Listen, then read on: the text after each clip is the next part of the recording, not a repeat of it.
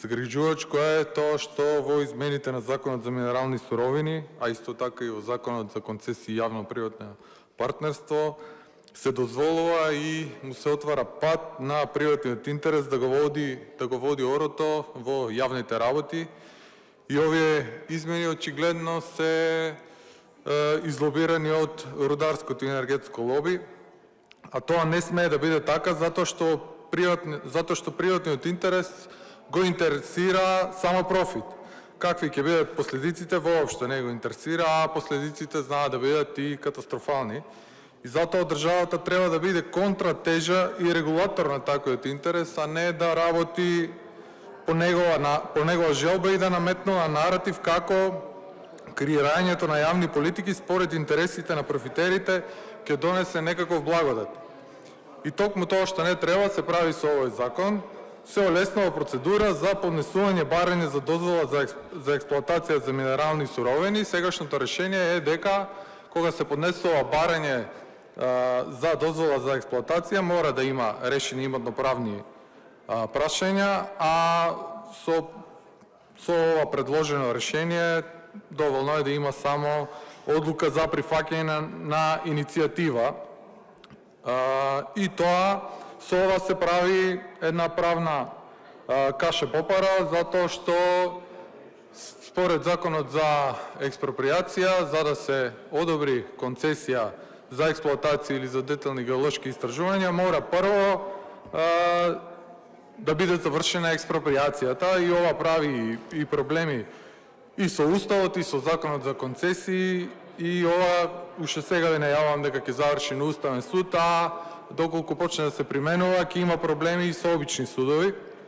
И тоа се правда со приказно дека ова ќе важи само за јавни предпријатија, што не е точно, затоа што овие измени воопшто не интервенираат во членот кој уредува кој може да добие дозвола за експлоатација. Тоа е уредено во член 36, кој што вика дека секое правно лице, вклучувајќи ги и странските лица, може да добијат концесија за експлоатација на минерални суровини.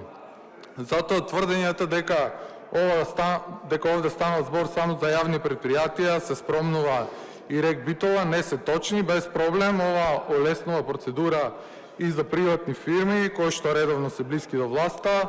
А кога сме кај РЕК Битола, РЕК и сам по себе е пример на уништување преку испомпување државни пари, водејќи се од приватниот интерес за јавните работи.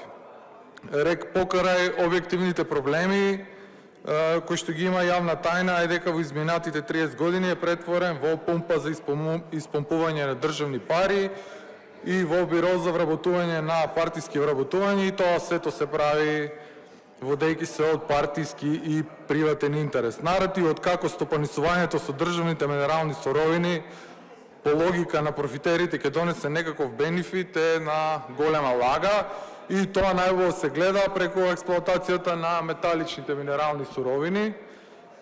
Се пробава приказна како тоа би донело бенефит и благосостојба, а бенефитот за државата, поготово кога се експлоатираат металични минерали, се 500-600 плати за вработени и милион и пол евра надомес за државата. Остатокот е за државата останува девастирана животна средина. Ова звучи генерално, па и неопасно, па затоа ќе водам низ процесот како изгледа таа експлоатација. Прво се сече цела шума, станува пустелија, а потоа се бушат дупки и се детонира динамит секој ден по 10 тона.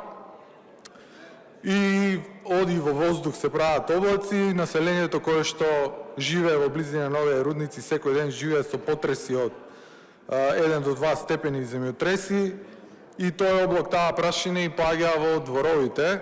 Така, например, на Кожув имаше план, оној врв карактеристичен, го знаат планинарите, Чичикаја, кој што е 1700 метри надморска висина, со динамит да се спушти на 0 степени, на 0 метри надморска височина, а на Кожув има и талиум, пак имаше облак талиум во воздух, кој што ќе ни паѓаше во дворовите, а талиумот е отров кој што нарушува нервен систем, оштетува внатрешни органи, предизвикува парализа и смрт.